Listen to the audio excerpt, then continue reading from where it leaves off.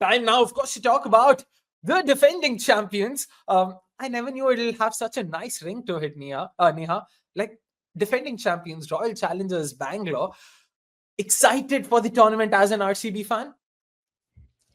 In all fairness, yes, I'm excited that we get to see RCB in the WPL, but with the string of injury concerns, it's never nice, heading into a season with that tag of being defending champions, but, having all of these injury concerns also, kind of playing at the back of your mind. But yeah, excited to see how RCB does go, with all the kind of content that we have been consuming of RCB online. You can see how players are coming in, the players are bonding well, and there seems to be some kind of energy from that last season. They will be going in with confidence. Great purchases at the auctions as well, and I think earlier in our episode we did talk about some of the replacements and how they will kind of fit into the RCB scheme of things. But yeah, it's again RCB, so we can really expect the unexpected and be like really sad at the end of the season or be really happy. There is like no middle ground, but yeah, it's always nice to have that sort of a defending champions vibe when you enter. But the injury concerns are just like a tad bit concerning. Yeah. It is definitely a tad bit concerning, but what sort of surprises me is that irrespective of what's happened, Mr. Malol and Rangarajan has somehow managed to stand the test of time. It reminds me of that ad, that Fog ka ad, वो लड़की बोलती है ना बाकी सब तो उड़ गया लेकिन आप रह गए. तो मालो के साथ वही हो रहा है फिलहाल. सोफी डिवाइन भी चली गई, सोफी मॉलिनी भी, लाइक प्लेयर्स हो, कोचिंग स्टाफ हो, बाकी सब जाए लेकिन भाई साहब कैसे भी करके अपना जगह तो पक्का कर रहे हैं. Good for him, of course, defending champion. So there's absolutely no reason why you would want to fix something that's not broken. But when it comes to the 11, though, let's start up with that. I'll probably talk about it first. Smriti Mandhana, Danny Whitehodge will be opening for RCB. Now, given Sophie Devine's absence, I think it's fair to assume that. पहले तो फिर भी थोड़ा बहुत शक था, but this all but ensures that's going to happen. Elise Perry at number 3, because that's where she did well for RCB last season. Raghavi Bish at number 4. We saw her start at number 3 for India. She opens for Uttarakhand and even in that Uttarakhand Premier League. But yeah, given that there aren't too many slots available in the top 3, she will have to make do with that top 4 position. Richa Ghosh at number 5, Kanika Ahuja at number 6, Georgia Waterman at number 7, Shriyanka Patil number 8, Asha Shobhana, Kim Garth and Renuka Singh Thakur. Most names pick themselves. Last episode भी अगर किसी ने मुझसे RCB का best 11 पूछा होता ना, Joshita Vijay would have been a part of it. The fact that she isn't just speaks about how much I rate Kim Garth. She is an excellent pace option. She's been in great form recently, and I absolutely love her bowling to bits. She gets seam movement off the surface. She gets swing movement off the air. Talk about depth, talk about variations. She's got all of that in her repertoire. So there's absolutely no reason why someone like a Kim Garth shouldn't be a part of the RCB 11 come the 14th of Feb, the Valentine's Day, that is. So that's how I'm looking at it. So Danny Whitehodge and Smriti Mandhana, I think this will be a fantastic opening pair, to be honest. We've seen them together for the Southern Brave. On top of that, here in India, we've, for all of you who've seen the Unwind episode with Danny Whitehodge, third best numbers for an overseas batter in India. She's got the most runs against spin for a batter in the history of T20I cricket. Talk about experience, talk about game against spin. She's got it all. And the fact that she will be paired up with someone like a Smriti Mandhana, who herself has not been able to entirely, solve that issue against off spinners. Someone like a Danny Whitehodge is the perfect partner to have. So, अब बस compliment करो, strike rotate करो, Danny Whitehodge ma'am साहब सब संभाल लेगी. So I'm very excited to see that. And then Raghavi Bish didn't do too badly in her T20I debut. We've spoken about her tendency to just stick to that narrow region between deep square leg and cow corner, not even long on for that matter. So I just hope कि मतलब RX Murli हो या Luke Williams ये थोड़ा बता दे कि यार range इतना नहीं होता, रेंज पूरा होता है, सर्कल आप 360 डिग्री खेल सकते हो, ये क्या 45 डिग्रीज में आप खेल रहे हो. So I hope that happens. And apart from that the likes of Jagruvi Pawar, beautiful bowler, brings in a lovely loop, has that great drift. And then given the fact that Asha Shobhana is all but ruled out, like I know a lot of you guys already asking, so I'll just address it. Asha Shobhana मैंने include किया था as a starter if she was available. If she isn't, then Prema Rawat, of course, directly comes in. So I'm happy about the fact, like I said earlier as well, that RCB had the foresight. Ki boss, Asha Shobhana has already been declared unfit for the West Indies series back then when the auctions happened on the 9th of December. So let us focus, I mean, on the 14th of December. So let us focus on bringing in a backup leg spinner. They shelled out 1.1 crores. And I know a lot of people, including myself, including Neha, spoke about how, yeah, 1.1 crores or 1.2 crores. Do you think that's a bit much for leg spinner? But now that Asha Shobhana, in all likelihood, might not be featuring, I mean, it's just worked out well for RCB, so I'm happy about that. So should Asha Shobhana not be available, Prema Rawat comes in, Shreyanka Patil will play her. Some of you had asked me at the top, ki, she's not fit and all of it. Don't worry, she will be fit. She will be raring to go, and fingers crossed, we'll see her defend the title for RCB. So that is my 11 for the Royal Challengers Bengaluru. Neha, let's come to your 11. There we go. Yeah, Akshay, I think my Uh, playing level, yeah, for RCB isn't very different from yours. And probably, just a little change with the batting order there. But Smriti Mandana and Danny Whitehorse to open. Again, time and again, we've spoken in probably all of our podcast episodes about how great their synergy is. So, no second thoughts about having them kind of open. And for me, Raghi Bisht comes in at number three because primarily when she plays for Uttarakhand too, she sort of opens, and coming in at number three won't be like a massive step down. And I think she would really end up, excelling there, if given those opportunities, and can arrest a collapse if needed there at that position in case we lose one of our openers. And then obviously comes Elise Perry. I know there were a lot of speculations about that hip injury, her not being that active and in the ground during the women's ashes as well. But then Elise Perry will be a crucial cog for RCB's prospects this season around as well. With her batting and bowling abilities, absolutely taking nothing away from that. And Richa Ghosh being our probably only wicket keeper. I think in our SWOT analysis we will talk about how that lack of having a proper wicket keeping options beside Richa Ghosh will hopefully not come to bite back RCB, but let's see. And Kanika Ahuja as well. I think it's going to be a big season for her. A lot has been spoken about her, a lot has been written about her, and we've seen her, kind of perform well domestically as well. I hope this time around she can continue to give us, glimpses of that kind of promise she arrived with at the scene in 2023. And Georgia Barham again kind of makes it into my playing 11, coming off of a great WBPL season, for Melbourne Renegades. And unfortunate that we don't see her compatriot Sophie Molyneux also being a part of the side. But then Georgia Barham is obviously like a big value add to the side. And Shreyanka Patil too, right? Shreyanka Patil and Asha Shobhana, I mean, both of them have had a massive injury layoff. Really miss seeing them in India colours.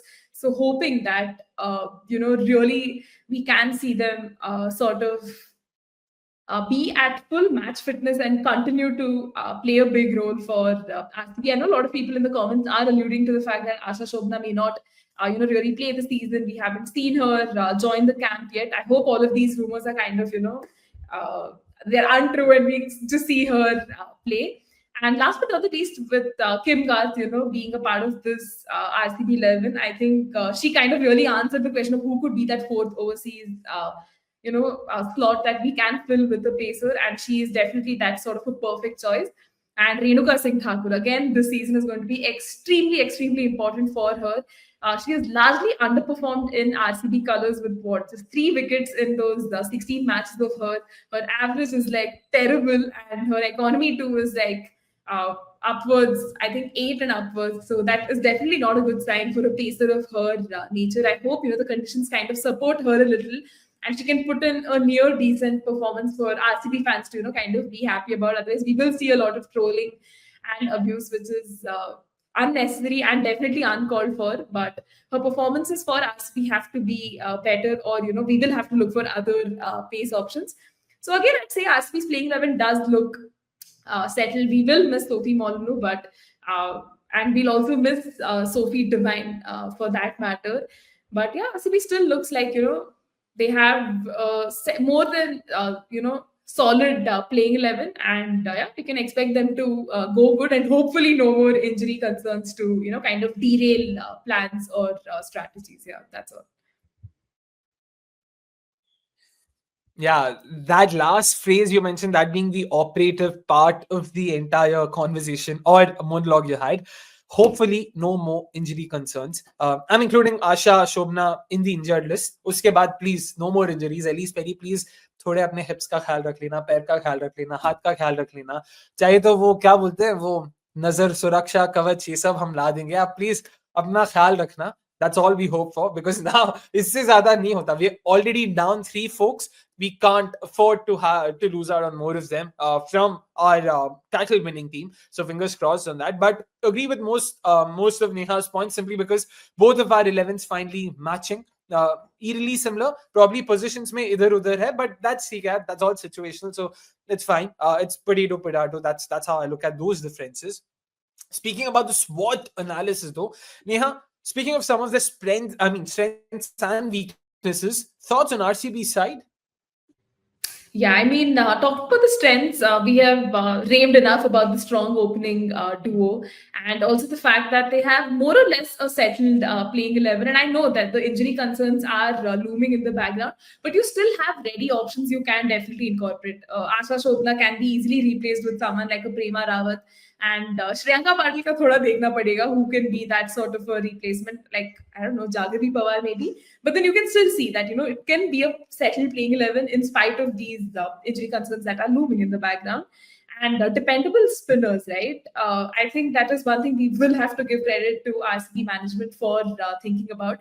Priyanka Patil and Asha Shobhana obviously top that list, but you also have the likes of Prema Rawat, Jagri Pawar, who are coming in and can offer a lot with the ball in the spin department as well. Even Ragbi Bish, for that matter, can give you a few overs. And how am I forgetting Georgia Barron as well, right? She has been in stellar form and has done well for RCB, can contribute with the bat as well. But that apart, she is, a gun spinner as well. So the spin department really looks good. And considering most of the wickets are, probably going to favor spinners, I think this is really looking good. And probably also talking about their batting depth, it's really great. As long as your opening duo does really well, you still have the likes of Ragni Bisht, Elise Perry, Richa Ghosh, Kanika Ahuja, and Georgia Barron, coming in and doing that thing. If Shriyanka Patil is fit, definitely her presence in this batting lineup will kind of largely help the cause. And even Kim Garth can, help with the batting side of things if needed in the fag end as well. So at least from the batting side of things, things are looking good. Because last season, Sophie Devine's woeful form didn't really help the things, and a lot depended on Elise Perry to deliver, Smriti Mandana to do her thing. So this time around, at least, वो तो कह सकते हैं कि batting depth बहुत है, and Kanika Ahuja can uh, slaughter herself in as the designated finisher and do her thing. And just looking at the weaknesses side of thing, we've spoken enough about Renuka Singh's very disastrous form. She will really have to up her ante this season, because the trolls and abuses are definitely going to keep coming, which is unfortunate. But then she's really going to have to take the onus of leading that pace department, because Elise Perry too has that injury ka concern. So will she be able to bowl those 4 overs on a consistent basis is something we will have to check. And Kim Garth also is someone who's like just coming into this RCB setup. I mean, she will definitely bowl those 4 overs, but to expect her to deliver from the get go might be a little, far fetched and a lot to ask for. So Kim Garth and Renuka Singh Thakur bowling from either ends with Elise Perry coming in will be, how that pace bowling will kind of go around. And weakness is obviously the injuries that we have and how we've had to kind of, still find a way around. Sophie Molno's absence is going to be felt largely because of the kind of impact she had, not just in the final, but, throughout the season as well. So that is another thing, RCB will have to definitely factor in, because we don't have that slow left arm uh, sort of a bowler. So that will be a major thing they will have to sort of look into. But then I think the strengths kind of overpower the weaknesses. At least as an optimistic RCB fan, I would sort of look at it that way. And yeah, at least these are my 2 cents on the strengths and weaknesses. Yeah.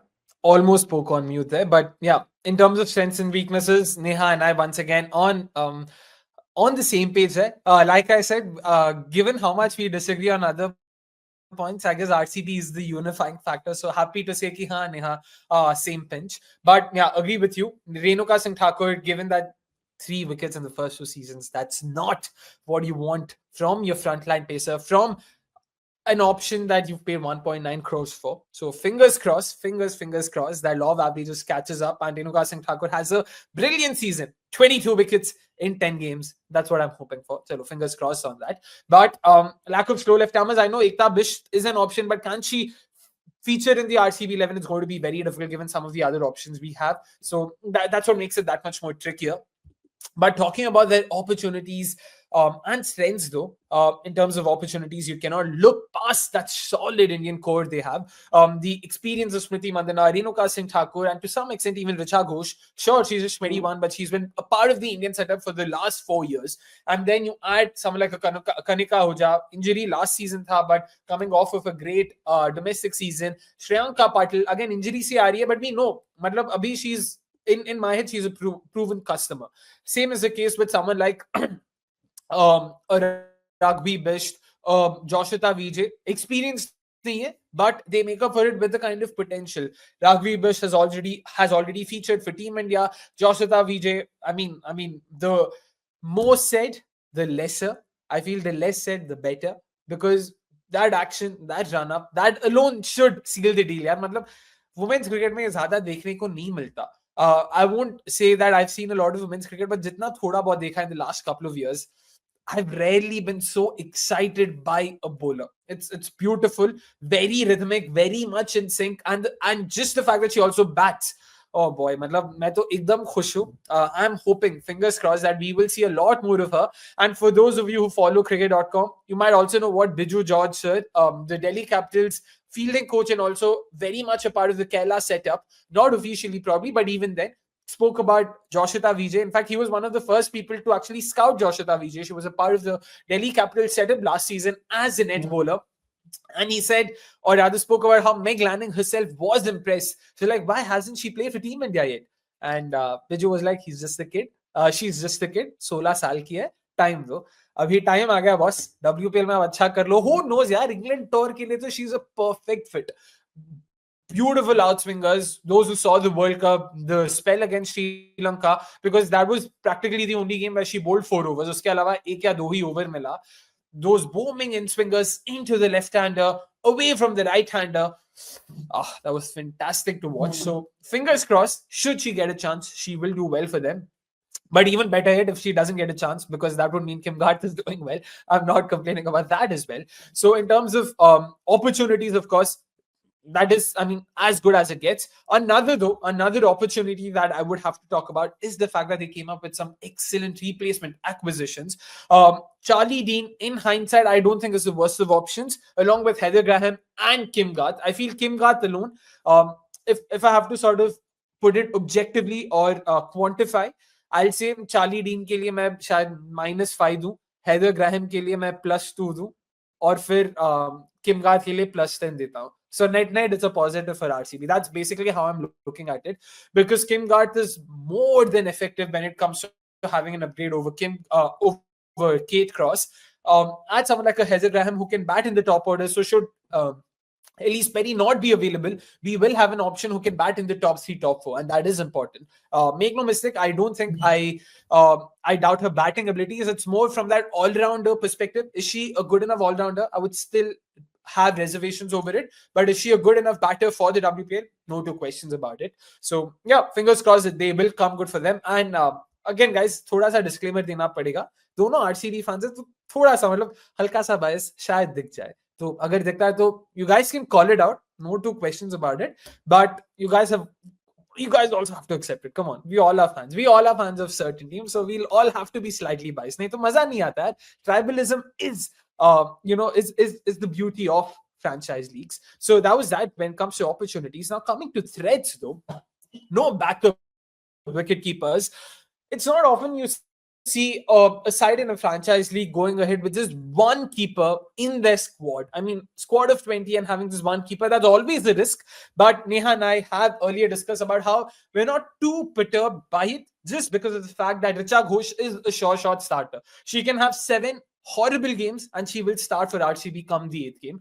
And also because it's a short tournament, यार 1-1.5 महीने का होता है. So ठीक है, if she gets injured, we will have to bring in a replacement. So not too fussed about it, but it's still a threat nonetheless, because if she gets injured, her batting ability will be, a huge miss for RCB. So they will want to ensure that she's in good stead, and she's also doing very well from a fitness perspective.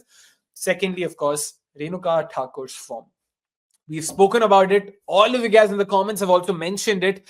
It is imperative that Renuka Singh Thakur strikes with the new ball for RCB. वो लड़ाकू हो सकती है of the field, वो बहुत मजे वाली हो सकती है ऑफ द फील्ड, लेकिन अगर आप ऑन द फील्ड परफॉर्मेंसेस नहीं दोगे तो नहीं चलेगा यार. So fingers crossed, like I said earlier, law of averages will catch up with her, because she's too good a bowler to have just 3 wickets from 2 games. I know a lot of you in the comments have slandered her, and rightfully so. But yeah, fingers crossed, she will do well this time around for them. But it's still a threat, because if she doesn't do well, Kim Garth, then Elise Perry, those are the only other 2 pace options they have in their first 11. So that's expecting a lot from them. I'm not counting in Heather Graham for obvious reasons, but that is important. And lastly, of course, key players returning from injuries. I wanted to include Asha Shobhana in that. Unfortunately, Asha Shobhana in all likelihood will also be missing out. There's Shriyanka Patil coming in from an injury. There's Kanika Ahuja coming in from an injury. Elise Perry herself has a bit of an injury. She was rested for the last game. So given all of that, it's not going to be easy for RCB given those concerns. But all in all, not the worst of squads, but can the squad defend the title? I still have my reservations about it. But yeah, that was that from RCB's perspective in terms of what we had to say about RCB.